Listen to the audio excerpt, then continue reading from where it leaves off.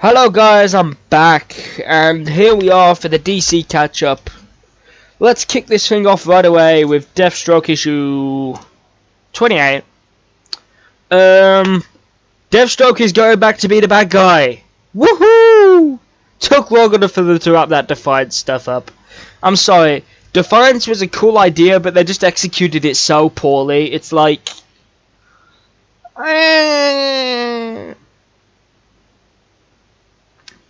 They threw ideas at it, and exciting ideas, but it didn't follow through. You know what I mean? Like, you could have done some really cool stuff. I mean, the father-like-daughter one-off story arc could have been something good. It could have gone on forward and become something really cool. Rose could have split from the team. She could have split from the team, she could have gone off and done her own thing, kind of like what she did in Pre-52, and we could have got more of the Pre-52 Rose back. Because they keep saying they want to bring back the Pre-52 versions of their character, but the thing is, she still has both eyes. Pre-52 Rose was missing an eye, and she used to smoke and drink. She used to be a real loose cannon, like the flipping... The Pre-52 version of Rose was like the Teen Titans version of Jason. It's like, if you've seen people that ship them, that's kind of why, because it's like they are both the loose cannon of their respective group, and they would kind of have a neutral understanding of each other, of like what it's like to be kind of judged by the people around them because of how different they are.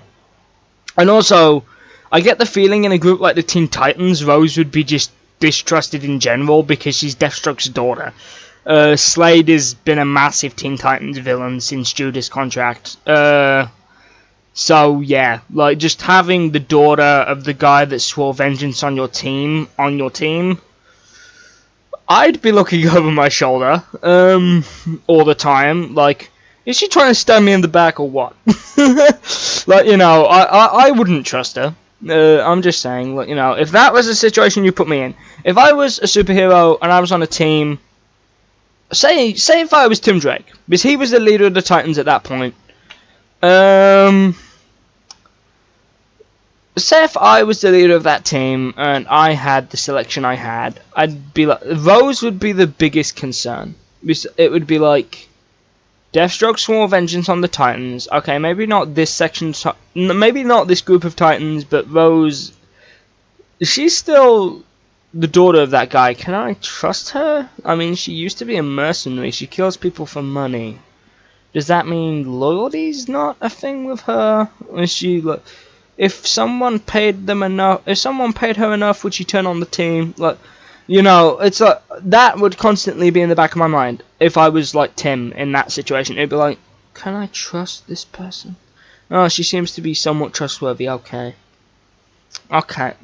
you know, it would be like, that would constantly be on my mind. I'm like, can I trust this person? Can I trust you? I'd be constantly looking for any kind of hostile behavior, and it's like, you've kind of, it's like they've changed some stuff. I mean, like, Constantine doesn't smoke in Hellblazer as much as he used to, and it's like, I think it's got, because like Marvel, there was a guy inside of Marvel who drew Wolverine on his motorcycle smoking a cigarette, and they asked him to change that and remove the cigarette from the picture. And I think it's getting to a point where, like, they don't like stuff like that being in there because they think it influences people to smoke and drink. But at the end of the day, if you're going to smoke and drink, you're going to do that anyway, regardless of if it's in the pages of your comics or not. I just think it makes characters feel more real when they have, like, things like that wrong with them. Like, you know, I can get them not having the whole missing eye thing with Rose, because that was pretty dark. Like, in the Pre-52 one, she cut her own eye out. It was pretty rough. Like, and that was a pretty graphic panel as well, because you just got the silhouette of her doing that with a knife. And then the next panel is like her dropping the knife and just there being blood everywhere. It's like, It was pretty rough. I mean, like, I haven't read much of pre-52 Deathstroke, but I know that panel. It was almost as rough as the New 52 one where Slade is standing there with his eye. It was pretty rough, like, you know. But anyway, I'm glad that with Deathstroke they're going back to him being a villain, because I don't like them playing Slade as a hero. Like, okay, play him as a vigilante sometimes. Like, he's like, okay, there's a contract on this piece of shit that's been going around shooting kids. I'm bringing this guy down. No one does that. Like, you know, have the occasional moment where you show Slade's morality, but don't have it where he's trying, like, yeah, I'm gonna start a costume superhero groups. No killing, guys. Like, that's not Deathstroke. Like, Deathstroke would be like, okay, Deathstroke would be very much like, there's a contract on this person. He's done this, this, this, and this, and this. Maybe I can do the world a favor by taking him out. And also, I get paid. That's a bonus. Like, you know, that's how Slade works. He's like very much like, first motivation is his family. Second motivation is money. First motivation is his family. Second motivation is loyalty. Third motivation is money. Then underneath that, it's doing the world a favor if someone is a piece of shit enough to have a contract up. They kind of touched on that in the Chicago story arc. There's this guy going around killing people, and all the family members of in this run, the Rebirth run, issue called Chicago. It was a one-off issue. Where there was someone going around killing people, and all the victims' families raised money to hire Deathstroke to bring this guy down. And Slade did actually go, and I'm not sure, I think it was someone else pretending to be Slade, but it turned out at the end that Slade had actually already done it, which was, I think, this is like issue 7 of a like 20-odd issue run. So, like I said with Darth Vader a couple of videos ago, excuse me, if my memory's a little hazy, please do forgive me. It's a bit more egregious, my memory being hazy with the Darth Vader one, because I started making claims. So, if some of the stuff I said about that turns out to be wrong, I will retract that and like apologize to all you guys. Because it could be seen as a little bit on the sketchy side. But it doesn't really matter. Like, at the end of the day, I'm not a fan of that character. Just leave it at that. I like other characters. You like different characters to me. That's always the way it's gonna be. Like, you know, no one's gonna like everything. Like, Deathstroke, I like Rose and Slade, but I don't really like Jericho. Where there would be some people that might absolutely hate Rose but prefer Jericho. It's like, you know, it's just how it works. And also, what they're doing with Rose at the moment is really weird. Apparently, she took a knock on the head, and now she has split personality disorder. Just, if you want her to go after a crime group, have Jason call her, and this ties into New 52 as well, I think. Red Hood and Outlaws does, so I'm assuming this does. Just have Jason call her and be like, yo, Batman said I can't kill. How much do I need to pay you to go and kill these criminals in such and such a country? And like, she's like, oh, if they're really that much of a piece of shit that you want to kill them, I'll go do it for free. Like, you know, that's like, just do that instead of having her taking this whole knock on the head and having a split personality thing. And also, can I just say how stupid she looks with short hair? Please, don't do that again. Rose, long hair. Short hair with wig looks stupid. Don't do that. I will show you how stupid this looks. Also, Gotham by Gaslight. When I get around to watching that, I will do a review. Sounds promising.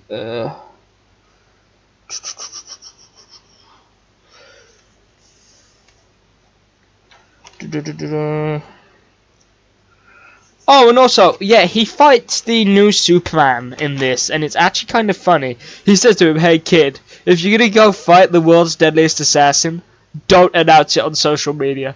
Like, that's gonna be one of the best lines of the entire thing. Like, see, this, there's a front arm panel that really hammers home how bad this looks. I don't know. That just doesn't. And also, her eye color changed. It went from blue when she had the red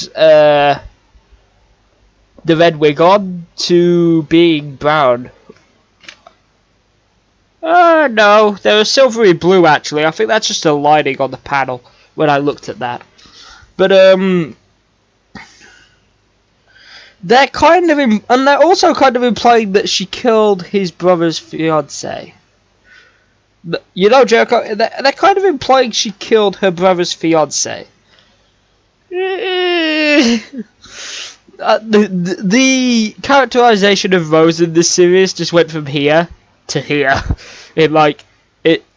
Her characterization was here to the point where it was pretty good, like pretty accurate, to being like right down here, like within one issue, and it's like, honestly, I hope they write it out pretty quickly, because that's like, I think that was something they did during Defiance just to get her out of the way for a couple of storylines, and then like, oh shit, we've got to resolve this. We've got to get back to being Ravager. Shit.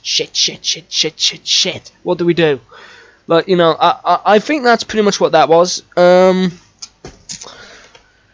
Next thing I've got to look at for DC is Cyborg issues 19 and 20, which are the last two Cyborg issues.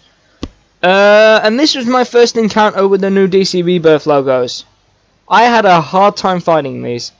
And can I just say, this was a fun little story that they did to send the series out with a bang, and like, I never really cared much for Cyborg, but I actually really enjoyed this. It was like, some of it, they were talking about what does it mean to be human, like, you know, kind of the idea that there's people worse off in the world than you, like, and it's like, there's Horn that grants wishes, and how, like, that only leads to bad things, and it's like, he kind of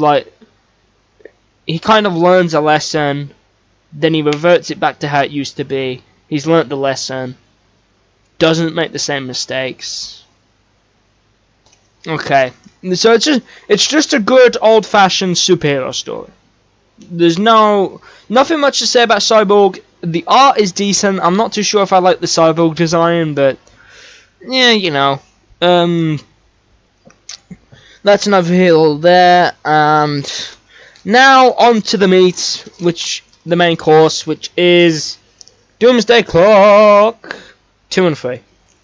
I got this variant cover for Doomsday Clock 3. It looks dope. Pretty much nearly anything Rorschach related, any of the covers that are Rorschach related, I've pre-ordered. This has his journal on, and it has Batman. Looks pretty dope, so I pre-ordered this. This was the issue 2 one. There wasn't really a Rorschach cover, so I just got the standard. I think I've also pre-ordered issue 4 with like Rorschach walking out the burning building, so fingers crossed that comes through and I get that when that comes out. We shall see. I'm pretty sure that went through okay. I will check in a moment. I'll check that in a moment. But I don't think I'm going to do that right now. Actually, yeah, I'll check it. Forbidden Planet. I'm just checking this right now, guys, just to make sure it is coming. And also, DC seem to be promoting a couple of new characters that they're bringing in, like Sideways, I've never heard of, and also there was a, what was it? Like, I don't think it was called Lethal Weapon. It was, I can't remember what it was called. But it was something like new that they Oh, Silencer! Yeah, that was the name, I think, anyway. If I butchered that, I apologise. Don't hate me for that. I'm not entirely in the know with some of the stuff they do outside of their main characters, because, like... Oh, why is my password wrong?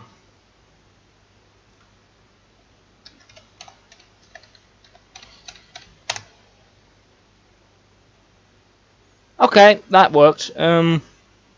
Open orders.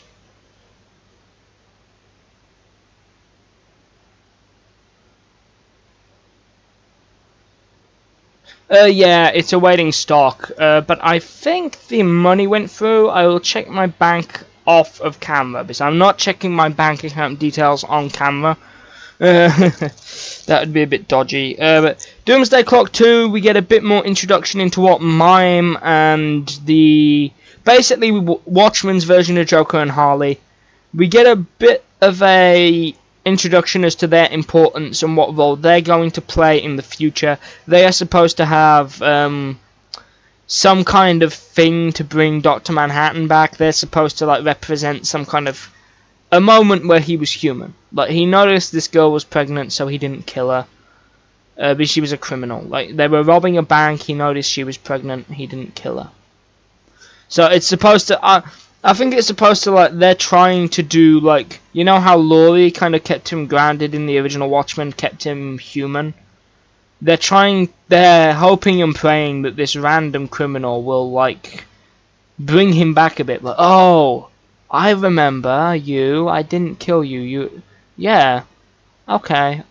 I need to go, like, put things straight now, don't I? Okay. I'm gonna go do that. I think that was me trying to imitate how, like, disconnected Dr. Manhattan is. I know I don't speak anything like him, but... There we go. Doomsday Clock issue 3. Rorschach and Batman. Honestly. The new Rorschach is just... Oh, Batman locks him in Arkham Asylum and then he's screaming, I'm gonna kill you, I'm gonna kill you! Then he suddenly realizes, shit, that's probably not what I should be saying to a guy who's trying to lock me in an asylum. Please, come back! Please, we can talk this through! Please, we can sort this out! We need to talk about this! This is important! We need to find God! We need to find Manhattan! Come back, please! I need to talk to you! Well, you know, and it's honestly... The art for Rorschach and Batman in those scenes are just really well done. It's like, and I love how Rorschach wants a simple life. He's walking around he's walking through the manor, like trying to find a guest room to stay in, and he walks into this one. He's like, it's too big. Is there anything smaller than this? And then Alfred's like, no, I'm sorry, this is the smallest guest room we have in the manor. He's like, oh, it'll have to do then, I guess. Like, he doesn't want this big luxurious room. He just wants something like down to basics, something a bit more normal. You know, and I kind of, you know, my room isn't massive. It doesn't have an ensuite. It doesn't have all this nonsense that they would have in the Wayne Manor. And, like, you know, if I was to go out of this and then be put into a room similar to the one in Wayne Manor, I'd be like, this is too big. Yeah, okay, I could fill this space, but do I really want a toilet connected to my room and everything? And so, you know, he just wants something a bit more homely. And that was honestly, I really love that scene. It's like, and also his interactions with Alfred were just great. And also, can I just say, I love the cover art. And also, the material they put on these single issues are just, ooh, so good. And also, I'm not going to spoil this bit, because it's actually kind of cool. Vite fights someone from the original Watchmen. If you've already... and, like, Vite gets his ass kicked. So, like, yeah. You kind of get the feeling that things would have been different in the original Watchmen if it wasn't for the surprise factor. But, I must admit, like, the artwork on both Batman and Rorschach are awesome. And also, we have kind of a classic kind of style symbol on Batman's chest with a yellow background. It's not like the one on the front. It's like just let me get a decent picture of it. See, it's more like the old style Batman symbols. You see? It's like and also they're doing this thing similar to the original Watchmen, where you had the newspaper stand and you had the kid reading the comic at the newspaper stand, and it was telling a different story that kind of hints at what's going to happen. They are doing this with a TV show about a detective in the, like, and there's these people in an old people's home watching it, and it's like it kind of links to the story. And you also get the feeling that you kind of get the feeling that Rorschach doesn't actually want to be working with Vite, which I like. I like that. The guy has entrenched himself in the mentality of Rorschach. He hates Vite. he's doing it because it's a necessary evil, but he hates the fact that he's working with Vite, and he scrubs his scalp. He scrubs his scalp to the point where it's bleeding. Like, he really hates this idea that, like, it's like, the characterization of the new Rorschach, I just love it. It's really well done. It's literally someone who's picked up the Rorschach mentality and runs with it and entrenches themselves in that and becomes that. And they're literally behaving exactly how I imagine someone would be. And also we find out Mime kind of has a superpower where he can summon weapons from his miming, which is actually kind of dope. Because, you know how he's got a gun that's, you know how he was doing that to Rorschach at the back of his head? Turns out that is an actual gun. Fun fact, he shoots some geezer. That is an actual gun. Price knows how it's invisible, but... and like, you can't... Because they get into a fight with the Joker gang. Like, they go into this bar, wanting a drink.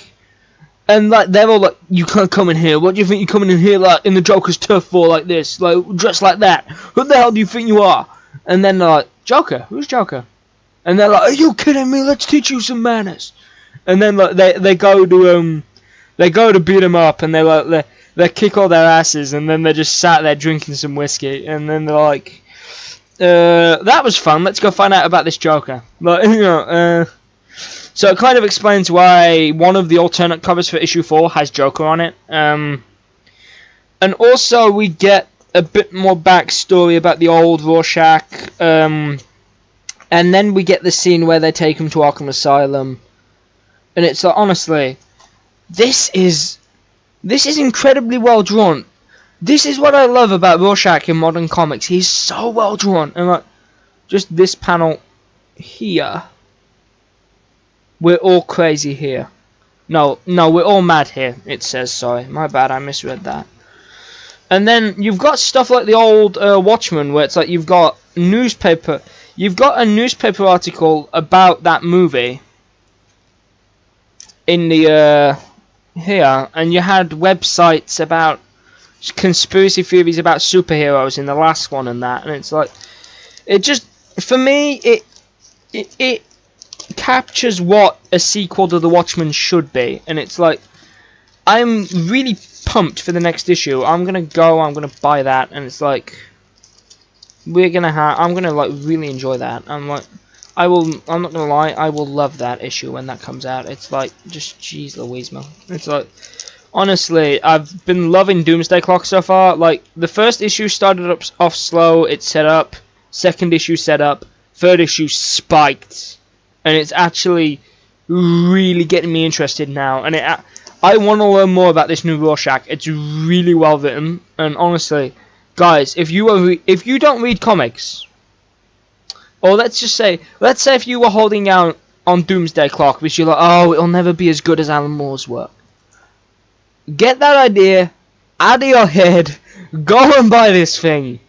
Or if you are really that skeptical about it, wait until it comes out in trade, because it's a 12-issue maxi, like Doomsday Clock, like Watchmen.